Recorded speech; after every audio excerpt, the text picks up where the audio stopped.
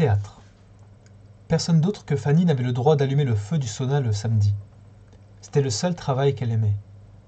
Toute la journée, elle effectuait des allers et retours sur la colline, sur ses jambes maigres, aussi blanches que ses cheveux en portant du bois, très lentement, quelques bûches à la fois. Le samedi, Fanny était la personne la plus importante de la baie, et pour cela elle chantait toute seule sur un ton monocorde et strident. Puis ils ont cassé le sauna. Il n'est resté que le four, la planche et le chambranle de la porte sous la pluie. L'été était fini, et maman était repartie en ville. Papa était reparti à la pêche, et je déambulais sous la pluie. Il n'en finissait plus de pleuvoir. La prairie détrempée était d'une vilaine couleur brune et dégageait une odeur de pourriture. Les rondins du sauna avaient été jetés pêle-mêle, car les fourmis les avaient rongés de l'intérieur, et on ne pouvait rien en faire. Le samedi venu, Fanny a charrié à nouveau du bois et a allumé le four du sauna. Elle est restée à fixer la planche et le chambranle solitaire en marmonnant toute seule. Son visage ridé était complètement vide et ses yeux aussi. J'ai vu la pluie dégouliner dans ses rides comme des ruisseaux. Elle a ramassé des feuilles mortes sur la planche sans arrêter de marmonner. Puis, elle s'est levée, a attendu que la feuille suivante tombe et l'a ramassée aussi. Pour finir, elle s'est assise sur le rebord, à côté du chat. On aurait dit qu'ils étaient au théâtre. Je suis allé dans la cuisine, me suis allongé sur le coffre à bois et j'ai écouté la pluie sur le toit jusqu'à ce que je m'endorme. À mon réveil, il ne pleuvait plus. J'ai pris la grande nappe rouge et je suis descendu au sauna. Papa était encore en train de pêcher près de Skanskar. Fanny n'avait pas bougé, mais le chat avait disparu. Je suis monté sur un seau et j'ai lancé la nappe par-dessus la chambranle de manière qu'elle tombe presque jusqu'au sol. Elle paraissait encore plus rouge qu'à l'intérieur. « C'est le rideau », ai-je expliqué. Fanny a gloussé mais n'a rien dit. Je suis allé chercher le gong dans la maison et l'accrocher à un clou à côté du rideau. Puis j'ai sorti les lanternes, chandeliers, lampes et je les ai disposées autour de la scène. Fanny observait attentivement tous mes faits et gestes. Des gouttes dégoulinaient de partout, mais il ne pleuvait pas. Les nuages étaient si noirs qu'on se serait cru au crépuscule. Quand tout a été prêt, je me suis déguisé en princesse Florine. J'ai enfilé le jupon rose de maman, le nœud du dimanche du chat et j'ai attaché une écharpe en soie verte autour de ma taille. À mon retour, Fanny avait ramassé des tas de pommes qu'elle avait disposées en cercle autour du théâtre. Elles étaient si jaunes que le sol semblait presque noir. Un nuage encore plus sombre est arrivé, alors, et j'ai allumé les lumières. J'ai eu du mal avec les lampes, mais j'ai fini par y arriver. Les lanternes n'ont en revanche rien voulu savoir. Le chat a sauté à côté de Fanny. Je leur ai distribué un programme chacun, puis j'en ai posé un à la place, réservé pour papa. Ensuite, je me suis glissé derrière le rideau et j'ai frappé le gong. J'ai écarté le rideau et fait une entrée en scène. Je me suis d'abord incliné devant Fanny, puis devant le chat.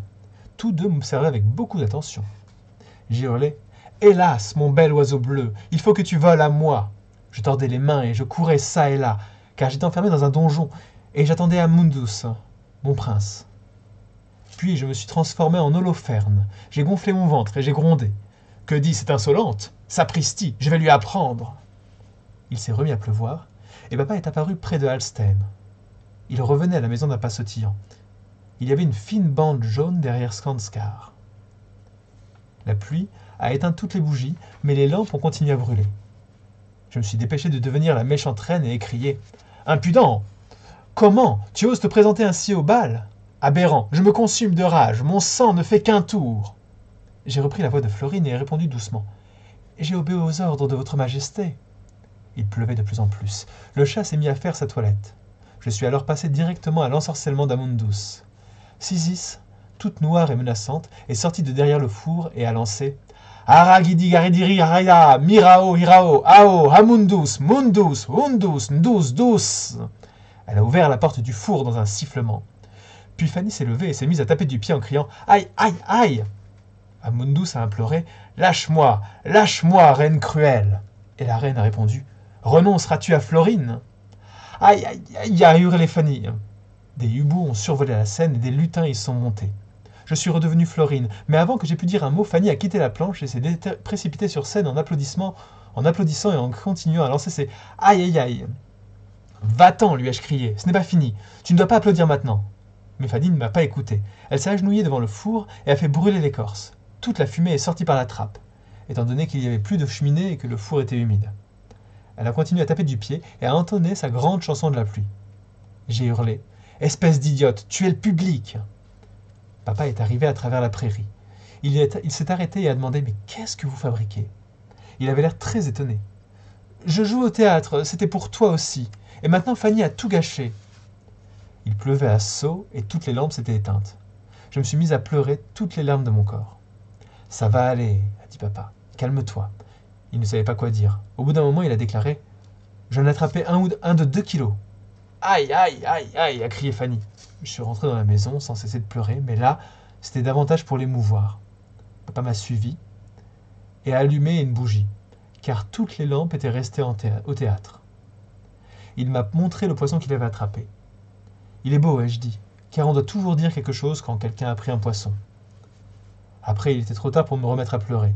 J'ai renfilé mes habits normaux et nous avons bu une tasse de thé ensemble. Pendant tout ce temps, nous entendions Fanny frapper sur le gong et chanter son invocation à la pluie. Toute la prairie était couverte de fumée. Ensuite, le chat s'est lassé et est venu nous rejoindre. C'est Sisis? Elle a été transformée en chat. Ai-je glissé au passage? Qu'est-ce que tu as dit? A demandé papa. Non, rien, ai-je répondu, car ça n'avait plus grande importance. Le lendemain, Fanny était de très bonne humeur. La chambranle du sauna avait basculé et le rideau était dans l'herbe. Nous l'avons étalé sur la table de la véranda pour le faire sécher et nous l'avons laissé là, jusqu'à l'été suivant.